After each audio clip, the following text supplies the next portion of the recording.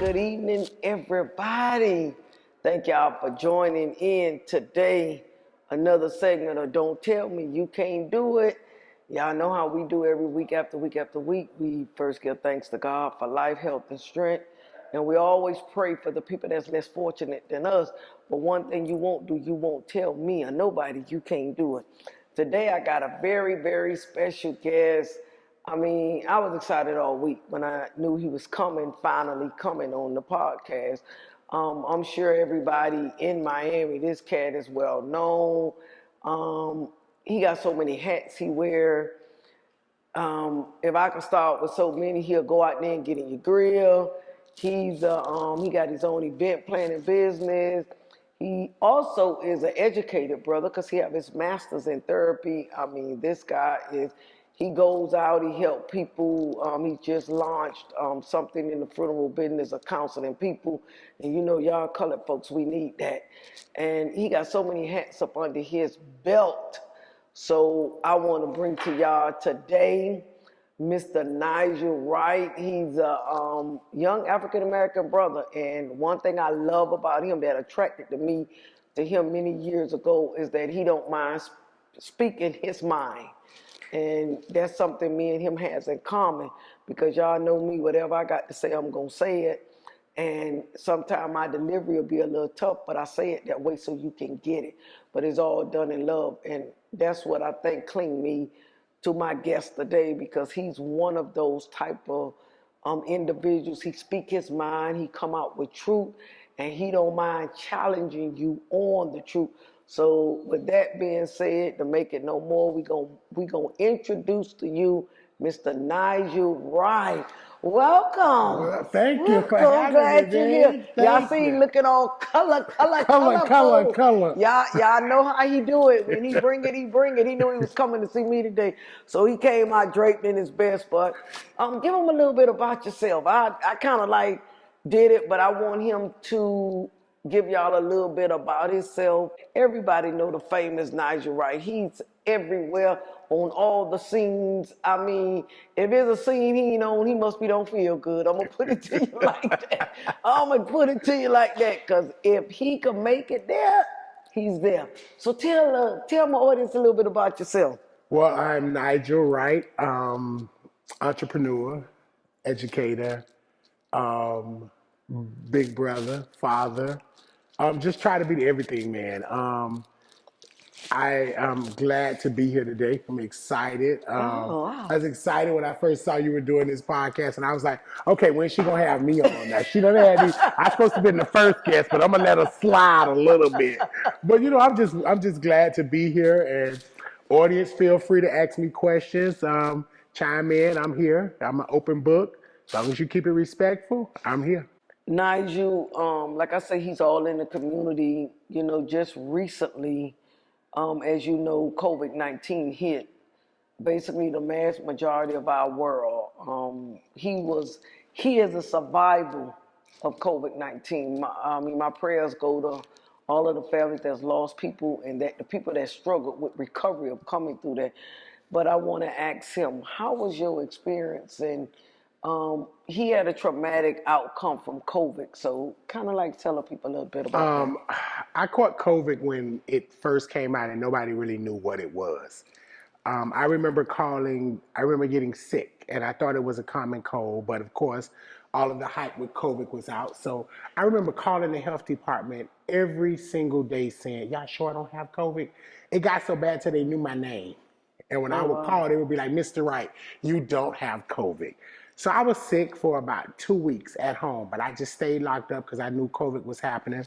But they kept telling me I didn't have the symptoms. Finally, I couldn't take it anymore, and I went to Memorial. And when I checked into Memorial, it was a very scary experience because you went in and it was something like from the movies. There were all these tents there. You couldn't go into the hospital. You had to go into these tents. And long story short, I went in, I got checked in, and about 2 hours later, they said, you're COVID positive. And so I remember saying I need to make a phone call. And I called the health department, and the young lady said, once again, Mr. Nigel, yes. And I said, well, I just called to let you guys know I'm in the hospital and I do have COVID. And the lady said, hold on. and somebody got on the phone, I don't know who it was, and they started asking me my symptoms. And they asked me for permission to contact the hospital, and I said, sure. So when I caught COVID, they didn't even know what it was. They didn't know what the symptoms was because everything that I was experiencing was not COVID related, according to the CDC. Long story short, COVID ended up doing what it does, in my opinion. COVID gets into the body and it attacks what is already weak. I was having some issues with blood pressure and kidney, and COVID finished killing my kidneys off. So I am a survivor. I am still beating it. I am on dialysis now, waiting on a kidney transplant, but it's all good. I'm here.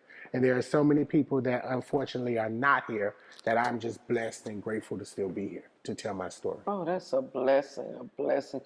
From the COVID ordeal, did they tell you medically, is this a temporary thing with your kidneys or is it just permanent? It could have been a temporary thing, but what happens is the kidney has a way of sometimes rejuvenating itself. And because I already had pre-existing conditions, mine wouldn't do it. Oh, okay. Yeah. Okay. Oh, my God. And you talk about it so positively. What else is there to do? I mean, you know me, you know what I say, to whom much is given, much is required. So, hey, what can you do? You can wallow in it or you can get up and you can walk through it. I choose to walk through it every day. Oh, wow. That's not only is that a blessing for you being a COVID survivor, but the many people that's on dialysis. Yeah. That give them hope, you know. Yeah, it's You're difficult. talking positive about it because a lot of time when people get diagnosed with being on dialysis, some people really go through mental trauma. They go through a lot. And just a word of the wise, I think you need to kind of be a spokesperson for that because people need that. I know one of my neighbors, she was diagnosed with kidney failure and she cried and went into a Great Depression. Yeah. And sometimes it's how you look at it is how you're going to come out of it. And a lot of that happens when you go into in-center. And this is why I tell people you have to get educated on anything that you're going through. I educated myself on dialysis. I educated myself on what I needed to do to get on the kidney transplant list. And you just have to educate yourself and don't just listen to what the doctors tell you. You have to know for yourself. So one of the things that I did was I learned different treatments. And right now I just completed my training to do it at home on my own. So I have my own room set up. My machines are at home. And it's not what many people think of the type of at-home treatment is, because a lot of people only know what's called peritoneal dialysis, which is through the stomach. The one that I'm doing is home hemo. So it's just like going into the center. And a lot of people get depressed because the center is very depressing. Right. The center is not a place, it's very depressing. Most of the people there, they don't have a zest for life.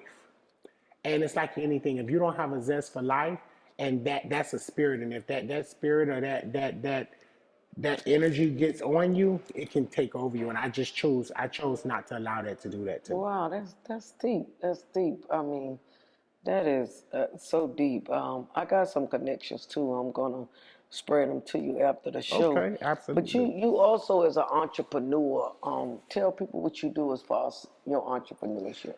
Well, my first business is, and the love of my life, is my decorating. I love decorating. I love creating memorable events for people. I love just taking someone's vision and bringing it to life. I tell people all the time, if you're going to hold my hand, don't hire me. Let me be free. I like that. If you're going to hold my hand, don't hire me, because if you hire me, you got to trust me. And if you trust me, the end result has always been, you know, put some wood in. With that good wood, y'all, I can knock on this. The end result has always been that, you know, my customers have been satisfied. I haven't had a bad experience, and I thank God for that. And those that I have, I was able to nip them in the bud very quickly. That's great. Yeah. That's great. So being an entrepreneur, did you face any struggles in that starting your own business, trying to get out there and all of that? And did you face any struggles? And what would you tell the upcoming person that's trying to reach their dream? Don't depend on your family and your friends to support you. Oh, jeez, Jesus! And it sounds hard, But people who are used to getting you for free don't want to realize your value. So when someone is used to getting you for free, that's what they're going to do. They're never going to want to pay you for it. Oh, wow. If I can get in your gate to come to your estate without putting in a code to come, I just pop up to your door anytime I feel like it. But because I know that there are standards set, I know I have to respect those standards. So I learned very, very early on this is a lesson my mom taught me, and it's something that we have in common and you don't even notice. I started out doing hair. Okay. And I used to do hair on my mom's porch. And I used to charge people $10 for a French roll and a pinup. And my mama started charging me light bill. And I couldn't understand. Like, why are you charging me light bill? She was like, because when they go to the flea market, they don't pay $10. She was like, why do you think they wrap around the corner? Because you're cheap. She said, and anytime you give somebody something for cheap, they're never going to want to pay you more. Your worth. So that was a lesson my mom taught me. And that's something that I carry with me, even in this decorating business. I know my worth. Yeah. So when people tell me, oh, I can get it cheaper, I say, let me know where you can get it cheaper at, because maybe I can hire them to come work for me. Mm-hmm. That's just how it is. Yeah, that's true. So what was some of your hardships coming into that business? Besides family and friends. The difficulty has been, and it still is that we, and when I say we, I mean us. We don't have us. We don't have a trust in our own kind. And our expectations are sometimes higher for us than it is for someone else. I came into this business up under mostly Hispanics. Cubans were my friends. The Hispanic decorators were my friends, and I pay homage to them. And a lot of them taught me a lot of what I know. But I can go to them at any given moment, and I didn't get kickback. So my biggest struggle was getting my people to trust me, and that's still a struggle. Getting my people to trust me, because my people like new and flashy things.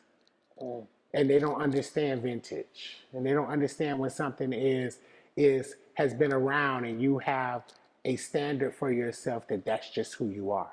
People say, well, you don't have 10,000 Instagram followers. I say, I don't need 10,000 Instagram followers, because those are just people that I would probably never meet. But I have 1,000 clients that I see every time they have an event coming up. So I don't need 10 or 15 or 20,000 followers. I don't need it. I don't care. I can't use Instagram to save my soul. Oh, well, join your sister. But let me ask you this. Just my question on what you said, because I'm going to come up a little bit. You say your biggest struggle was people trusting you. I listened to that, but in my spirit of spirits, it's not really us trusting people. It's us thinking people are going to elevate better than we are. That's true. Because I find out in every sector of the business world, we as African Americans, we could go to the Caucasian man, or what we call the white man, and we could trust them whom we don't even know. Mm-hmm.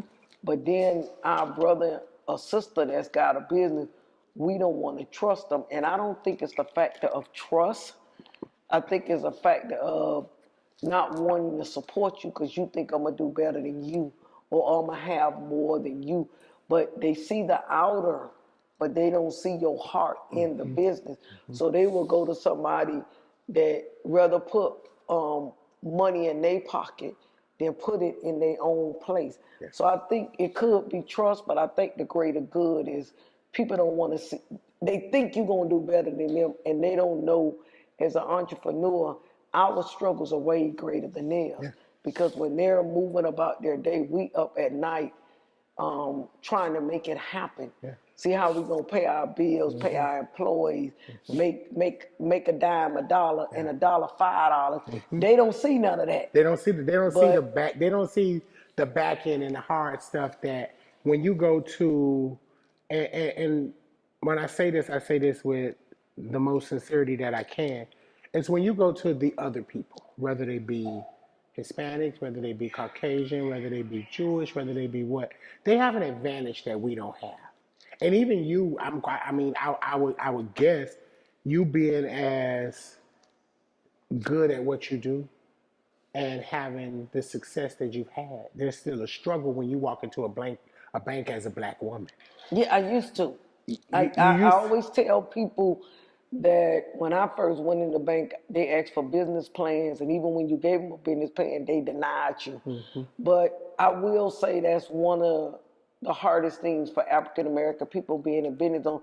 That's why I teach one-on-one with finances, because that was my struggle. Now is a difference, Yeah. because I sit in a different bracket. Yeah. And I think once I became from what they would call a mediocrity bracket and became to the $1 million bracket, I was treated differently. Yeah. And I do think when you walk into a bank as a business owner, you are treated differently on your bank account. I truly believe that.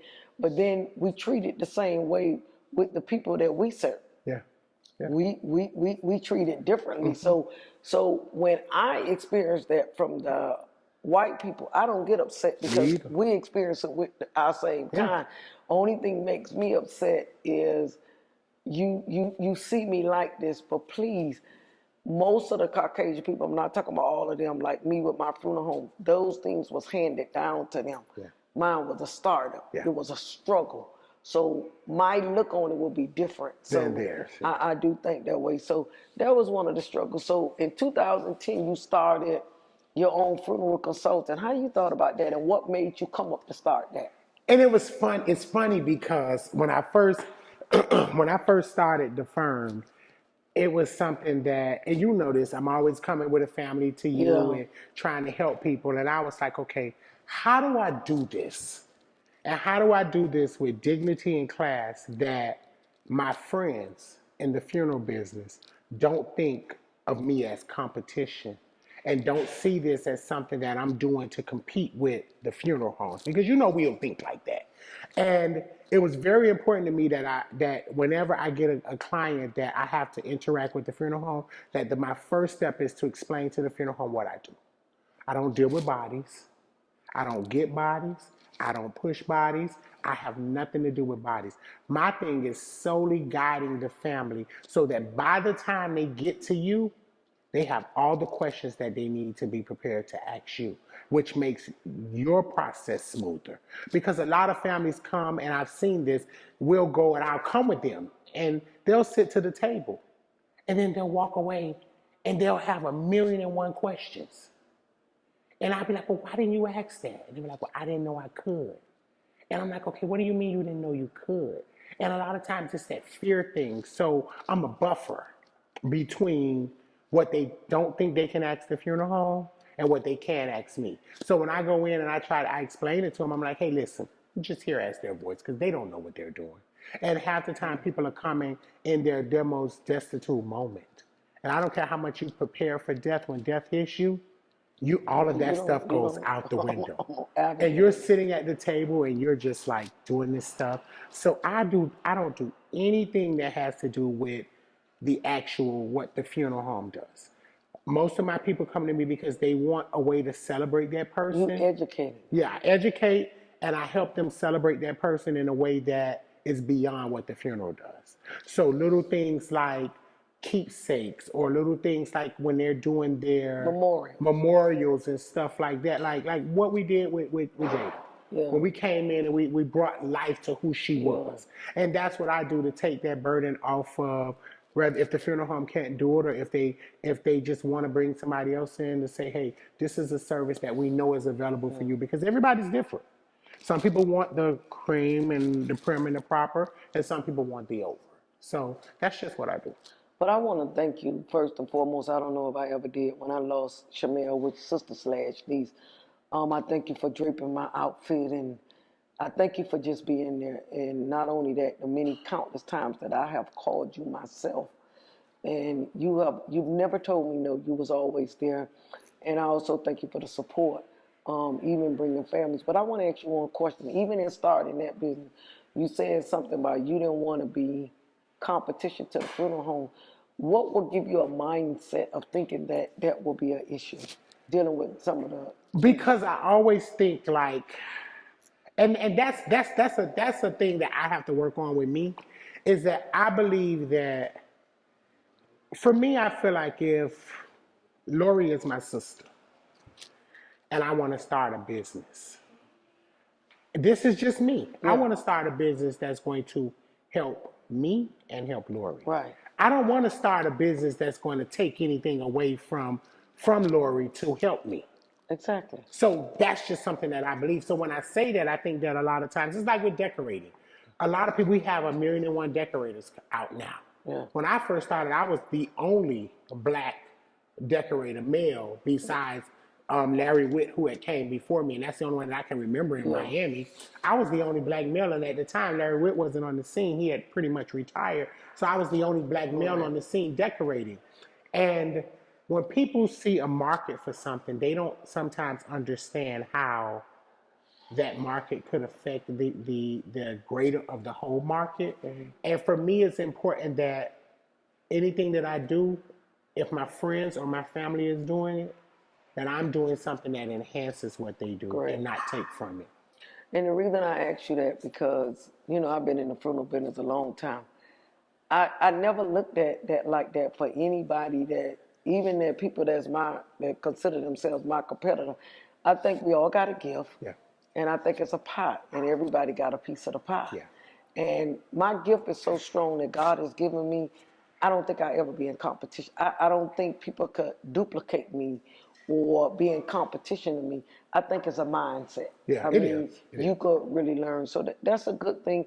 And I also will elaborate on going into the funeral home not knowing, even if you didn't start your business and anybody coming to a funeral home to make arrangements, they should, whoever they sit with, their funeral director or the assistant to the funeral director, they should walk out not being confused.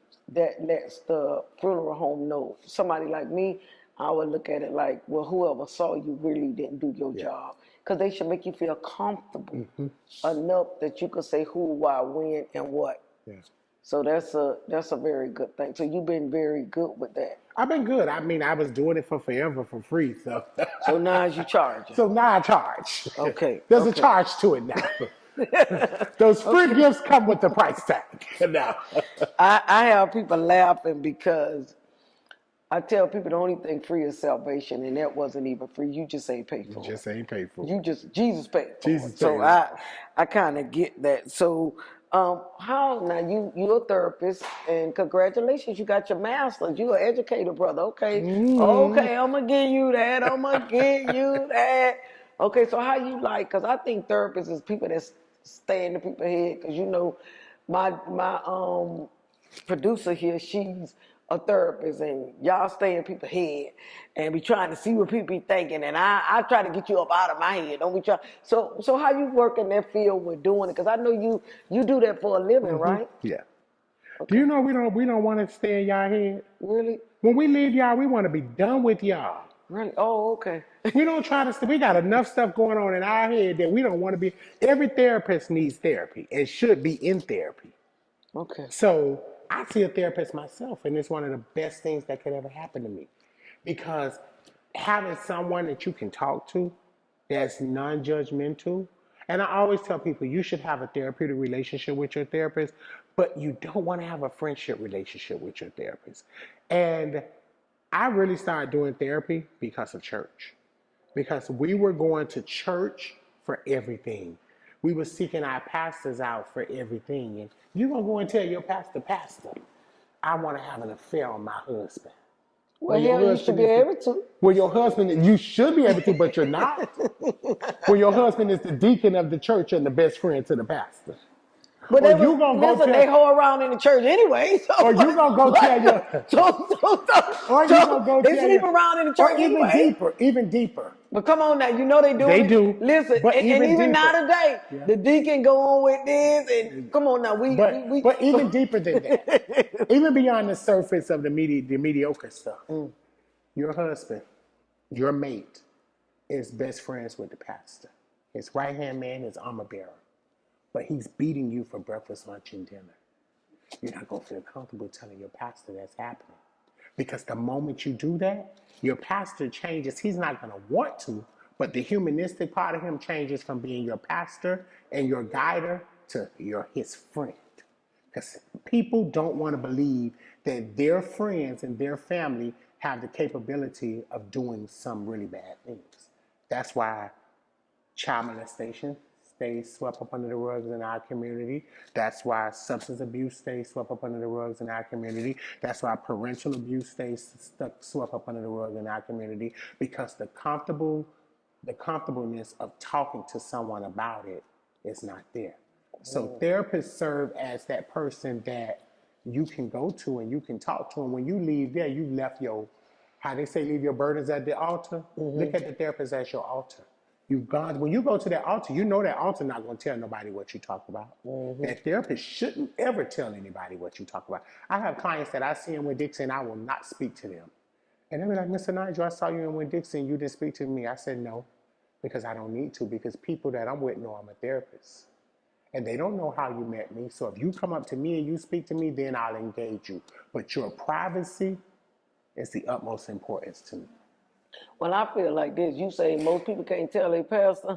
I'm one of them goddamn few. I would have told the pastor wife, I would have told the deaconess, and I would have told y'all got him serving in y'all church, and he over there doing this to me, and he sleeping around there, and he doing this. But like you say, everybody ain't comfortable. I'm comfortable in the skin that I am. And you know me, Nigel, I'm very vocal. You know, even like when I did this podcast, Don't Tell Me You Can't Do It, I don't take no from nobody but God. You know what I went through from funeral home to funeral home. I live this life. I don't talk it. So you right. The only thing that I feel like what you say with a therapist, I think therapists are great. I mean, matter of fact, I see one too. So I don't been and hurt somebody. That's it. You know that. Half the time is to keep you from hurting somebody else. So I don't have to call and Baker at you because you got homicidal ideation. So I need you to talk to me and figure out, is this just a thought, or are you planning this? And I'm gonna tell y'all, seeing a therapist, we bring in the humor side of it, but you're not crazy. I want to make this a platform to people that's under the sound of my voice. You're not crazy because you go see a therapist. Everybody needs somebody they go talk to. Me, I'm the type of person, I talk to God. I'm just the type of person, I'm like Nigel say, because when you talk to God, you know it ain't going nowhere. In the churches today, it's very difficult because in the churches today, people really can't go to pastors because all your business will either be a sermon or the deacon board or the deaconess board gonna know about what you're going through. So a lot of people covet it, I believe, and really don't want to go to the pastor for them reason.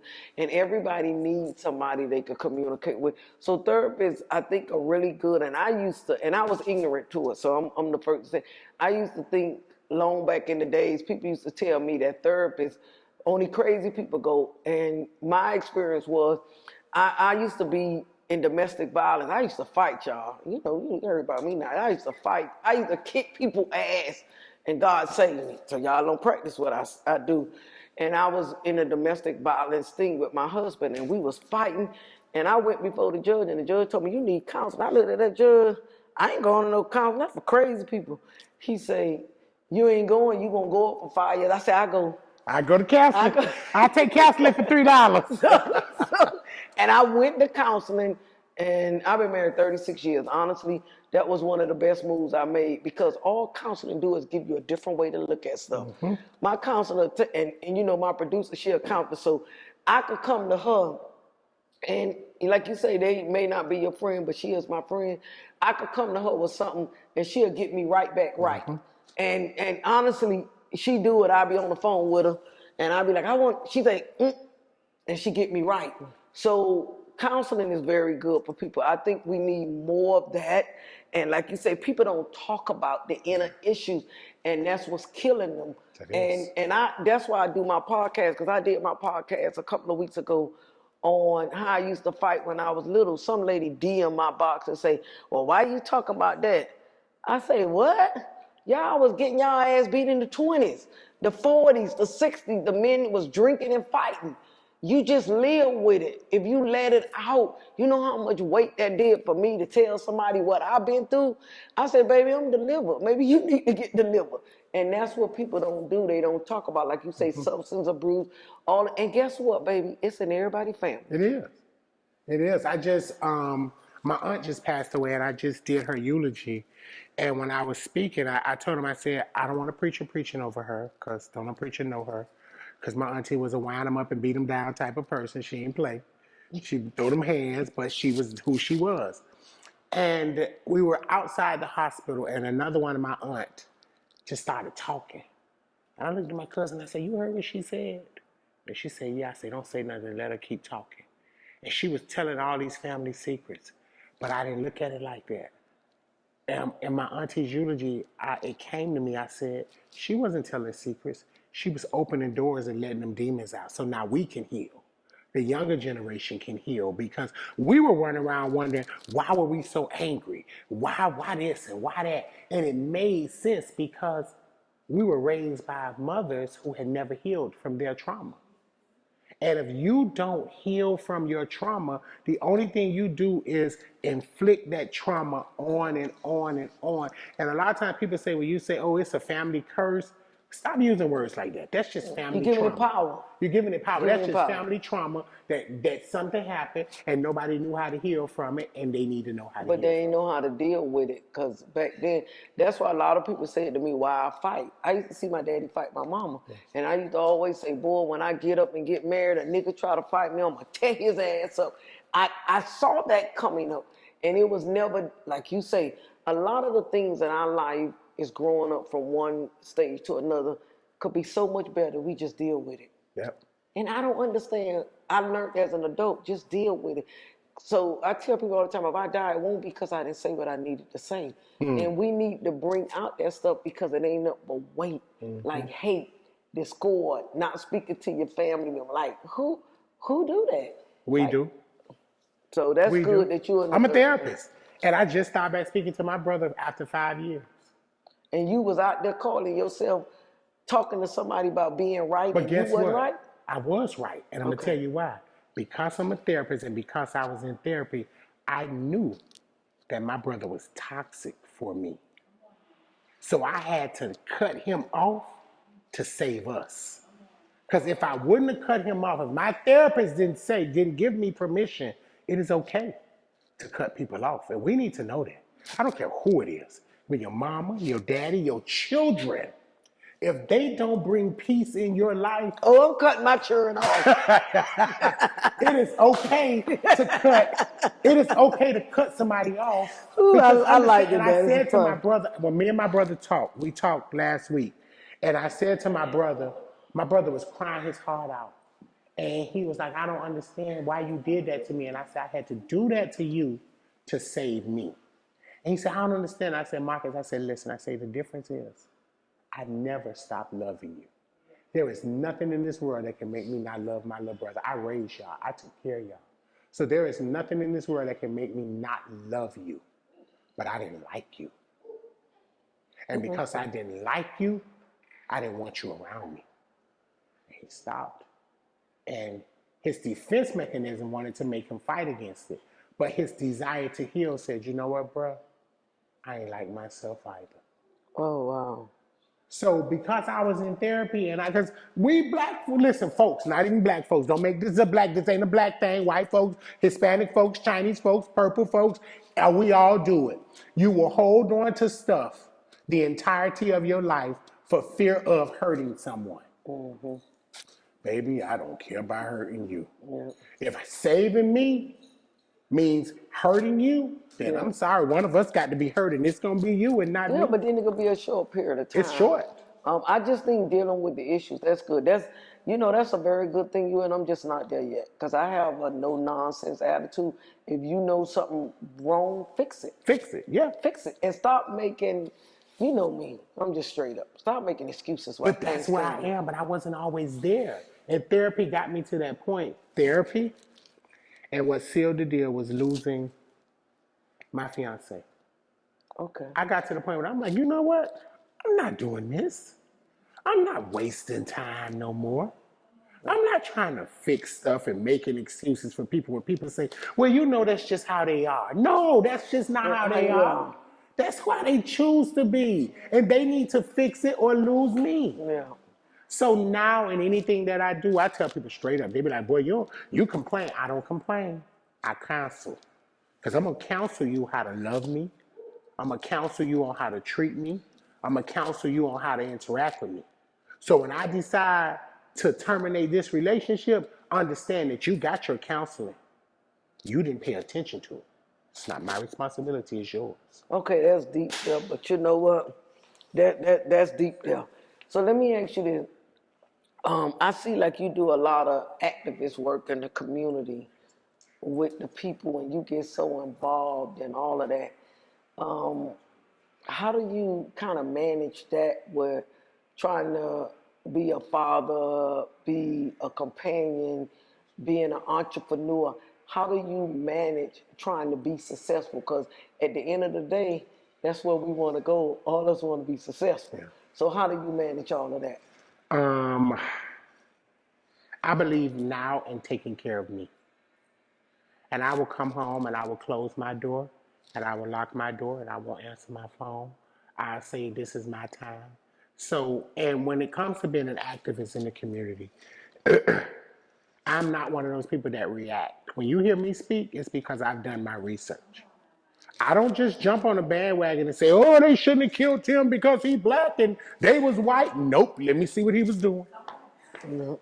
Let me see what she was doing. There have been a couple of ones where I was like, that ain't my calling. I ain't doing it because she was dead wrong. Yeah. And people told her to stop. She should have stopped. She tried to run that car into them people. And the one thing we have to realize that I am an activist and I am Black Lives Matter. I am not All Lives Matter. I am Black Lives Matter because All Lives Matter only was created to defeat Black Lives Matter. Because if All Lives Matter, then Black Lives Matter would have never needed to be created. And that's how I feel. But I'm also gain your own understanding of situations and don't just look at what's on the surface.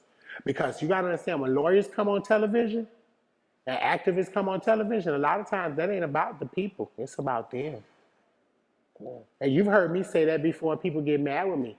I won't go to certain things if I know a certain activist is going to be there because I know it's not genuine. And I know that that's only to promote something because I've watched them very carefully. But why you say when you say Black Lives Matter?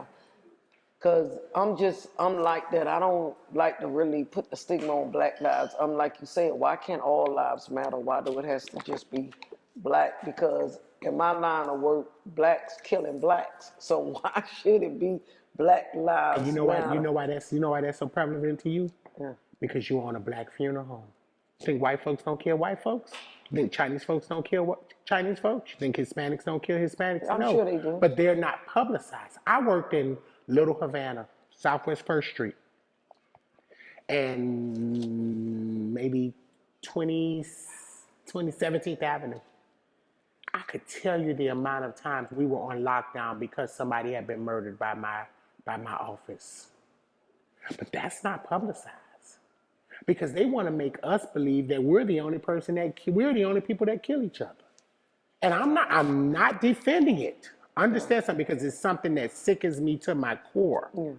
But when we say, and this is just my opinion, when we say, well, black people killing black people, what that reads to people who are not us is, oh, we don't have to fight, they fight because they don't even care about themselves. Because look, that's an educated person who's saying black on black crime. Why? But then they don't see that. Because you know what? Half the time, large percentage of the time, when there is a black person who is murdered by a cop, the first thing they try to do is deface that person. They go searching. Yeah, to find out the worst. To find out the worst about that person. In the case of George Floyd, this was something that we saw live streamed. This wasn't something that somebody came and told us. And they still try to. We saw that live stream. And instead of America saying, we messed up, what they did, they went and said, oh, well, he was on drugs. And, oh, well, he had just left this. And, oh, he had a sex tape. And, oh, and this and oh, and that. And I'm like, what, I pity What all that had to do with it? It had nothing to do with it. Can I ask you a question? Yeah. Don't we do that to each other? We do. But why do we do it to each other? So what you just said, that I commend you. But at the same token, don't we devalue and deface each other? That's what we've been taught. We've been taught that. I think that's a giving because I think like people say a Willie Lynch type of thing. we do it to each other, but we get upset when the white man do us like that. I should get upset when you do it. I talk down on you, but then when the white man do it, I got a problem with it. Why? We doing it to each other. I Come should on. have a problem like when he does you. it. I mean, I understand. I have a problem when everybody do it. Okay, that's what So I'm let saying. me say this to you. If mama come right now and check you about something, it may not feel good, you may not like it, but that's your mama. And you might pull her aside and say, well, Ma, I didn't like that when you did it. But I can guarantee you something else. Your mama ain't gonna let nobody else check you and put you out of line. All right. You and our relationship. I remember one time we got into this heated thing on Facebook. Me and you? Yeah, you remember. You Where trying to Lil try me Lori? with COVID. Where Lil Lori? You trying to try me with COVID. You trying to try me with COVID. Yeah. And we No, got into you had misgiven information. No, but hold on. No, listen. Let's get it right now. Let's get it right now. Let's get it right now. We got into this heated thing, but there's a purpose in what I'm saying. Okay, go ahead, and brother. Guess what? We love each other anyway. Because of the respect that your children have for you and I's relationship, somebody went online and said something. Lil Lori came online and said, what you're not going to do is you're not going to get in between my mom and her brother's stuff. We don't even get involved in that. Because you be involved in it and they'll be back speaking and jumping on you the next day. Yeah. And I laugh because that's the relationship that we have. Yeah. I ain't going to let nobody speak bad on you. You know what? Because you're my sister and you're my friend. Yeah. I can disagree with you all day long. Because I know I can, you know how we do. I can tell you and you can tell me, you'll call me and say, motherfucker, la la la la la la la. And guess what we'll do? By the time we end the phone, we laugh. No, Nigel say to me, we was having a little conversation about COVID. And somebody must be, because you know, Nigel, the funeral home person, he be going, you better stop be going to mother funeral homes anyway, by the way. I go to everybody. Let's just clear this up. Hold on. Let's just clear this up with my sister. I do not. No, hold on. I'm looking at this camera because you're not the only one. But I'm the special one. I'm going to let all y'all know that the other funeral home, I don't care where he come to y'all. This a brother from another mother. And I don't care that he come to y'all place and what he do. This bond here is unbreakable. But let me get this. And I'm going to tell you one thing about me. I'm never duplicated. I'm always imitated. So I don't care no matter where else he goes. This bond goes deeper than the funeral home. Exactly. And so I don't even care about that. If he going y'all funeral home, whatever, when I need him, his black behind is there. Where I'm at. I'm right there. So let me just say this. We was having a conversation because a lot of people under the sound of my voice, the reason I'm telling y'all that when y'all have disagreement, y'all fall out with your brother and your sister, I'm going to give y'all the taste with me and him. COVID was going on heavy. And he, like he said, he was educating himself on COVID. So somebody must be went to him and told him, we ain't giving no name, because that ain't what we do. Don't tell me you can't do it. We ain't giving no name. But people were saying that they pay extra for COVID. Mm-hmm. They were saying that. And so Nigel went on, because he's an activist. That's what I do. And he went on live. And I was never mentioned. My funeral home, let me say, was never mentioned. But because that's my industry and that's my love, like your passion is therapy and your passion is this. Anybody say something about the funeral directors, I'm going to straighten you, but understand what I say. I say funeral directors, not make-be funeral directors. People that just open up a funeral home and they never went to nobody damn school. You ain't no funeral director. I'm talking about the people that done paid the price to be where they at. When I say get, like he say, he have his master's in therapy. When I say a licensed funeral director, I ain't talking about what the black man gave you. Because a lot of time y'all call people directors, and one thing you won't defame is you will not defame my education and what God has given me in that funeral business, because I came from a long way. So anyway, he was speaking about that, and somebody must be was saying they was paying extra. And so he was making his comments on Facebook, and I happened to came across my news feed because I usually don't entertain, but because it was him, because anybody else, I gave a rat behind what you say. Because if you're not in it, it's hard for you to understand it. And sometimes the lack of knowledge make people say things they ain't got no business, and that's what basically was happening. So I was on there passing words, and me and Nigel was going back and forth about the lady told him she paid extra, whatever funeral she went to. And I said, Nigel, that ain't how it went, that ain't how it go. And so we hung up the phone, and we got ear to earphone, and we discussed it, and he was saying, yeah, society, and I say, Nigel, come on now. Don't repeat stuff somebody's saying, because with the COVID cases, when I first came out, I used to pick up my own bodies. But then when COVID came, I got a hashtag team to pick up my bodies, which that was more. Yeah. Okay, like a normal pickup may cost you this price. The hashtag team came up and it was more. People was calling more for exposing themselves to embalming. Yeah. Because you take your body and you expose it, and it was a lot of extra fees. They're just like right now today, you know, with the cemeteries used to be it. They ridiculous. I need to find me some land. Listen, the cemetery is, but they don't have a problem with me when I found questioning the black funeral home on the price increase. But then when the caskets went up that the white people selling, and the cemetery went up that the black people got to take their loved ones to. The cemetery used to be 8,000, now they 11, 12,000. You ain't question that, but you want to question the thing. So me and my brother had a little discussion about it. Instead of us going through it on Facebook, because y'all would have took that and was a little messy, we hung up the phone and we commenced the conversation. We started laughing at the end. Now, no doubt was he talking about my funeral home, but I just was catching him because he was hot about the subject of COVID. And I found out later why he was hot, because he was infected with it. And then the news, but then what people was telling you wasn't also the truth. You know, and I don't know about that funeral home, but I was defending everybody's funeral. And she was defending everybody. I was defending everybody. Every funeral home. It wasn't about her funeral home. It was every funeral home. And when we got on the phone and when we talked about it, I was like, Lori, listen. I was like, now, you know, if I was talking about Hadley Davis, I'd have hashtag Hadley Davis. You know me. I said, wasn't you? But the funny thing was, it was a funeral home, and it was somebody who shouldn't have done it. And when the person brought it to me, I'm like, wait a minute, they charged you what? But you educated me, and you said, Nigel, it wasn't a funeral home, it was the hashtag. The hazardous people that have to do the cleaning and stuff. But my thing of it is that for me that day, the bigger lesson out of that was that sometimes you got to pick up the phone and work it out. And not let this social media stuff work it out for you. Yeah, but see, with me and you, we got it like that. A lot of things, like I said, remember when we was talking, I say, call me, because sometimes people could take, y'all know how social media could be a whole big lie. People live in a whole big lie. Half of y'all live in social media lives. I come straight out to the point. Y'all ain't real. Social media want people to think they got it when they don't have it. They ain't got nothing. They want people to think they got something. Just be you.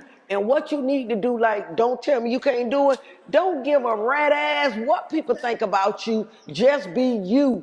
And I find that out to be so. Come on now. It's me. I'm bringing that out. I'm sorry, yeah.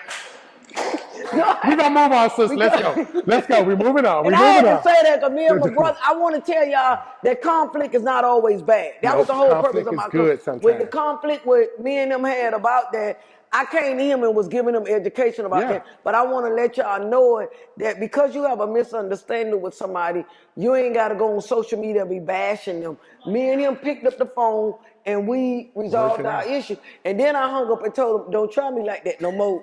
And she did it. She still reeled me out. But anyway, but you know what? The biggest. We having a good time on. Don't tell me you can't do it now. The biggest lesson from that is, not all conflict is bad. There's healthy conflict. There's healthy conflict, and I think the problem with our children today is that they don't know how to have healthy conflict, and they don't know how to have healthy conflict resolution, and that's why we have so many black on black crimes. Because these young boys don't know, these young boys and young girls now, because the girls are worse than the boys now, but they don't know healthy conflict resolution. They don't know how to solve their problems, and it's sad because the parents didn't get help. The grandparents didn't get help. And then you got these babies who just surviving. Your kids are your kids. And listen to this, what you just said. Let me ask you this. Do you think failure is always bad? I think sometimes failure is necessary. I think failure is necessary if you learn the lesson that came with the Oh, failure. that's the whole purpose. You got to learn. If you fail and you keep failing, that's why people stay in relationships and like, he keeps doing this to me, and I'm like, okay. Even in therapy, I am real. I be like, girl, listen, you gonna keep coming to pay me these $190 an hour for me to tell you the same thing? That's what you're gonna keep doing? You're gonna keep coming in here to keep telling me that this man keep doing this, or this woman, or whoever keep doing the same thing to you, and you ain't making a change. They ain't failing. You failed. You failing. That's just a hypothetical. Listen, hey, therapist pays you for their knowledge and education. That's what you fail to see, because most psychologists, they got masters and doctorate degrees. You paying for their education. I gotta pay these loans back. These loans ain't cheap. Sally Mae and Nexus and all the people, they want their money back, baby. Listen, I can't, it only summer. Once I finish this doctorate degree, I ain't gonna be able to use my loans no more. So now I'm gonna stop paying these folks back, so y'all gotta stop paying me a little more. But they not cheap. But yeah, and that's the biggest thing, and I'm glad that that's what we're focusing on, is the therapy component, because all the other stuff I do, I love. Decorating is my piece. But I love helping people. I would quit a job if they worry more about numbers than they are about the people. I don't need to be at your job because this ain't for me. I choose my own clients, and all of my clients come from the inner city. Don't send me to Coral Gables trying to help them, because I got a few in Coral Gables, but their struggle is not my struggle. I don't know that You struggle. want to deal with the people that got your struggle. I want to deal with the people that got a common struggle to me. I'm okay. I'm all right. I ain't bracket like that, but I'm okay. But I ain't coming out here where I got to come through the gate and try to work through y'all problems. Y'all problems ain't my problem. So you ain't gonna come way No, I ain't coming out here because your problem ain't my problem. Why? You know, listen. Meet me at your funeral home on 62nd. Don't make me come way out here. So you being a little prejudiced with the area you serve. That what you I'm say? not being So prejudiced. you ain't coming in Davie. I'm not being prejudiced. I'm being real. Okay. Because here's the thing: you have to, as a therapist, you have to know when what clientele is not for you. Nigel D. Wright, I am not dealing with a pedophile. I am not doing that. I am not doing therapy with somebody who molests kids. I won't do it. Yeah. But there's arena for people who provide therapy to those people. I can't. I know what I can and I can't. I'm joking by not coming out. I come out here because I charge them a little bit more. I come on out here these days. I come on out here. What you saying? See, one thing for sure. When I come out here in these days, I know my 190 is at the door. It's meeting me. Okay. I go down there in Love I got to get $20 in food stamps. You can use my Sam's card for this week. That's okay. We gonna do it. The blessings of the Lord make it rich and however it come, long as you pay me. No, but that's a blessing though. That's you like. Well, we got so much in common, like you say, to serve. That's why with me, with the funeral home, it ain't even about the money. It's being able to serve people and not take advantage of people when they most difficult time. You see, when I deal with family, it's not about the money. It's the service. What's that mean? I want you to pay You my gonna bill. pay me for my service. No, at the end of the day. Lori Hadley Davis said it ain't about the money. No. Let me explain. You know I know what you mean. Yeah, at the end of the day, us here in the successful fields, everybody got to get paid, because that's how you pay your bills, your car note, your light bill, your mortgage, and all of that. But it's some people, they gullible with it. Yeah. It's not about, like how you just said, heartfully. You like serving those type of people, and you serve those type of people, at least from what I read, it's because you can relate better to them. Mm-hmm. Okay? Absolutely. In the funeral industry, I like helping people, because when God gave me this gift, he told me to go serve the people. Yeah. And don't worry about the money, because he gonna provide. And you look around at the provisions, right? I love somebody. Okay, so God. Remember that song, Pass Me Not, O Gentle Savior? So when you do things from your heart, when you do things from your heart, you know God provides. Yeah, he does. So that's what I do now. I ain't gonna let you owe me, but I'm gonna make it affordable to give you That you can professional, get elegant it. service and Yeah. affordable. And it's gonna be about serving it, just like this podcast. Basically, I'm giving my life to people to tell people, look at me. I came out the hood, Little Robin Hood, and I made it. And a lot of people look at me today. I had domestic violence charges. I say some words that not in the Bible. My daughter said, mm-hmm. And I used to do a lot of things, and I had a struggle in life. So to me, once God bless you and you get past that, you're supposed to give it back. You are. So that's what basically, when I talk on my life, I use this podcast, or don't tell me you can't do it. Because if I had a went by listening to people tell me I couldn't do it and I stopped, I wouldn't be where I'm at today.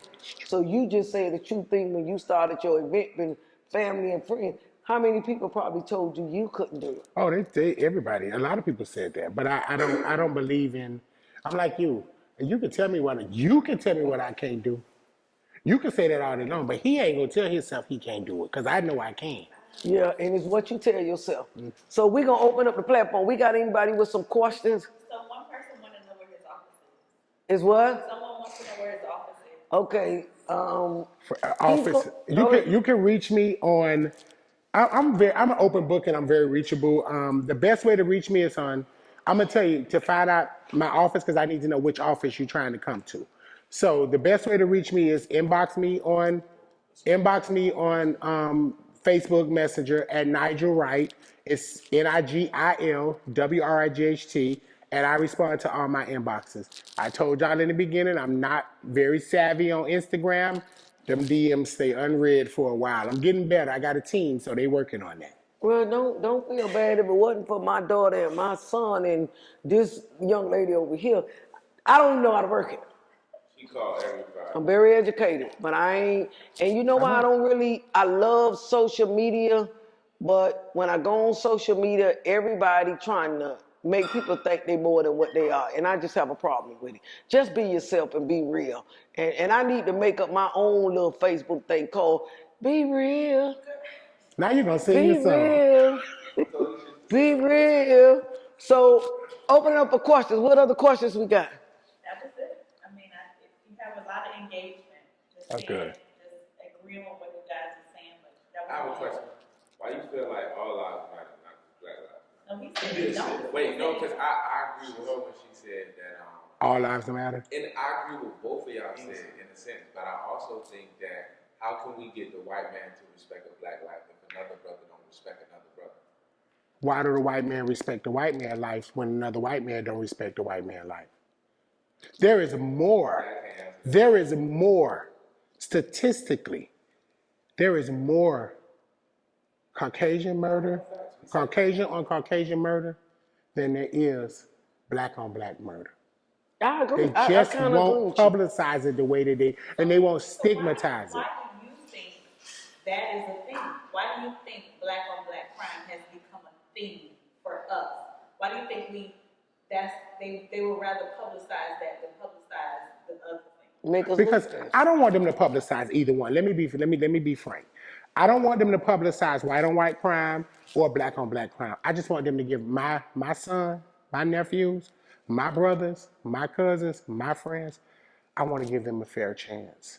I don't want to drive out in Davie and feel like because I took too long at the gate waiting on, trying to get in, somebody gonna call the police on me. Yeah. I want to be given the opportunity to exist and to live like everybody else do. Do you think doing that plays a role in conflict resolution? You said a lot about young boys not knowing how to conflict resolution. I think a lot of the problem in our society is that a lot of young boys don't know how to handle their problems in the most positive way. So in saying that, what would you think be a solution or a resolution to that? Stop having babies from boys and girls because a lot of people are parents and they're not adults. And if adult hasn't figured out who they are, they can't raise another person to figure out who they are. But you still got some adults who even older than the kids who ain't Understand? When I say adult, I don't mean by your age. I mean by your mentally. Are you an adult mentally? So what advice would you give to the, because you giving some profound information. Absolutely. What advice would you give to a young brother like myself or somebody else who ain't there yet or who don't got a dad at home or don't got a father figure, but they yearn some type of positive conflict resolution? Like what advice would you give? You have to seek the help for yourself. You got to stop waiting on somebody to give it to you. Okay, see, now, here's the problem with young people. When you say that, it's like, that's profound advice, but what are the steps? What is Like if you was sitting in front of me right now, and you saw that I wasn't where I was at, where I knew how to conflict resolution, what advice, what would be the first thing you direct me to? Do you want help? Okay. So it's basically got to be a sound choice. Do you want help? And even in therapy, I can't do therapy with nobody who don't want to be therapy, who don't want therapy. Let's talk about that for a second, though. So, I was forced to go to therapy. I didn't know therapy was a thing. So, how can we as a Black community start to understand that therapy is not a Black thing? Like Lori said, she saw, like, what the visions that we have in therapy, I never get people saying, oh, you laying on the couch. I ain't laying on the fucking couch. Like, Sitting in the chair. how can we begin to let the Black community know what therapy really is so that they can feel safe and understand that it's necessary, not just when things go wrong, but before it gets there. So I'm about to say something. Whenever I'm going to say something that I know is going to shake up the atmosphere, I preface Shake it up. Don't tell me you can't do it. Don't tell me you can't do it. Jesus can't fix everything. Some things you got to give Jesus help with fixing. You got to help. The Bible says a man, if you don't work, you don't eat. So if I ain't working on me and I just want Jesus to fix it, Jesus got a whole lot of people out there that's trying to do a little bit of work on themselves that he gonna fix it. So you got to help. If I come to Lori with a business plan and I come to her and I can have a business plan out of this world, but I can't come to Lori and say, Lori, I need you to back me and give me $3 million and all I got is a business plan. I ain't got no investors. I ain't got no money of my own. I ain't got no proof that I can make this money back. I ain't got no time frame of when I'm going to pay her back, what her interest is going to be. So I got to do the work myself before I come to you asking for help. And a lot of times we have confused religion. We have confused religion with spirituality. This is my opinion. And there's a difference. You need to be, in my opinion, you need to be spiritually connected, but you have to be religiously wise. Because religion is formed by man to suit the needs of man. Spirituality is when you are spirituality is when you are connected. If you are calling on your pastor before you are calling on your heavenly Father, you are not connected. Your connection is broke. Your pastor can't, and a lot of these pastors confuse y'all and say, well, in order to get to Christ, you got to come to me. No, you don't, baby. I don't need to go to you. When people come to me and say, hello. I could bend my knee for when myself. People come to me and say, God told me to tell you. Well, baby, my phone wasn't working. God went all around and called everybody else and not told called you me. First. He ain't called me first to tell me about me. You know, baby, if God was coming to you and tell you something about no me, relationship. you got to have a relationship. You got to have a relationship. So when it comes to therapy, with the African American community, we have to understand that it is number one, it is okay to seek help. Number two, it is healthy to be healthy. And it's okay if you not healthy, but being able, like me, when I went to counseling, what helped me is I was willing to admit it's okay to be wrong. It's okay not to be right.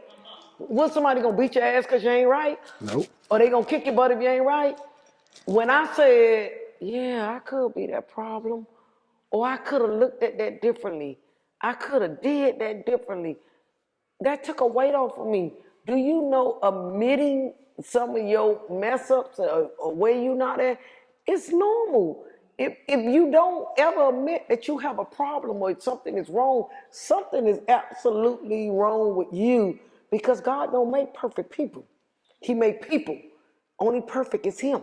So I don't understand if I say to you, I wronged you. That's up to you to say whatever. And I think that people never do that. Like when people come to me about success, the reason why I'm so heartfelt, because people always want to be rich or people always want to get the bag. But like you said, what work you putting in? Put in no work. You want somebody to hand you something. You want somebody to, you jealous because this person made it and you could have did. God gave you the same 24 hours he gave me. What you doing with your 24 hours?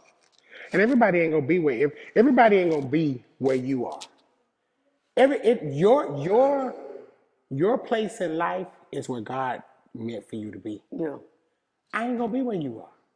So I need to be okay with that. And I don't need to look at you and be jealous because you there and I'm here, because I don't know what you're dealing with over here in Davie. Shoo, you say you went to the gate, they did let you in, right? You had to let me in, baby. That was fancy. I said, hey, I'm from the hood. I don't need to get let in the gate at my house. I got a ring doorbell. You got to press it, but look for a name. I scrolled all the way down to Z. I almost said, I don't see it. And I say, idiot, it's up under the last name. Scroll back up. But no, We just having a little fun, but I always tell people, and I always tell you this: never look at the lavish life and all of that. It's a price for everything. Yes. And it's just how bad you want it. But I'm like him. I never look at, like I say, I just don't look at competitors or people as I got to compete and be on that level with you. I just don't. I just believe I could get on my knees and I have a relationship with God. If God bless me with this house, he gonna bless me with the money to pay for this house. That is true. Because I go to him myself. My knees got a little dog spot on. My son was just saying before this podcast, what was my favorite song back in the day? Jesus on the main line. Just tell him what you want. Call him up and tell him, hello, Jesus. You've been praying so long, though. None of this is a surprise, huh? Yeah. You've been praying that long. That's good. My kids see me do that, and when they call me, they say, Mama, I know what you're finna say first. Pray about it. Mama, we don't want to hear that. I say that's Give me some real life advice. my son tell me all the time, but that's all I can say is to pray about it, because that's what I did. That's what got me here. Prayer, faith, and persevering. And I don't deal with people that don't have a faith life, because most church people, they talk faith, but they don't live it. And I have a bad problem with people that talk about faith and what they want to do and this and that and ain't doing nothing with it. I got a problem with it. So you know what I do? Nigel, I just don't say nothing. I got a problem with that. Because how can you have faith going to a job from 9 to 5, but you ain't got a faith and a God that you asking to give you all the best things in life? Where's your faith at? So I be like this, before I say a bad word, because some words will come out my mouth. I'm like Steve Harvey. I got to say, Lord, help me. Lord, help me. So I thank y'all so much for this segment on Don't Tell Me You Can't Do It, because this is my brother here from another mother, and we could go on and on and on. He got his contact information, and when this video do air, we're going to tag and we're going to have his information on there. So if y'all have to go, now he said 190. Don't be calling him saying that's what you said on the podcast. Ask the man what his price is. That was just hypothetical. Yeah, he was just kind of using examples there. But no telling. Thank y'all so much for tuning in. I mean, if y'all got any decorating ideas, y'all call him, because he went way back in the day with doing his gift. And what I like about him, he real, he straightforward. And me and him have a lot of controversial topics, and I like that because he give me different insights and I give him different insights. Yes. I like challenging him because I like challenging things. So one thing we do have in common, we don't never say we can't do it. Because if you call me or inbox me or get on my Facebook and you start talking about you can't do it, get off my social media platform, because I'm the type of person, there's nothing in this world that I or you can't do. So we thank Mr. Nigil Wright for being on the platform today. And thank you so much for coming with us. Looking all colorful and all I know, that. I said, Lord, I'm going to look like a banana. Thank you so much. But he looking sharp like he always do. And y'all remember out there, Y'all can have a little part of him in the funeral business, but just know behind all the scenes, this me and him. So, and don't be DMing my box, coming in my box and saying what I said, because I say it in your face. Y'all know God took that spirit of fighting, but I just fight another way right now. So y'all be blessed. And again, thank y'all for tuning in to Don't Tell Me You Can't Do It.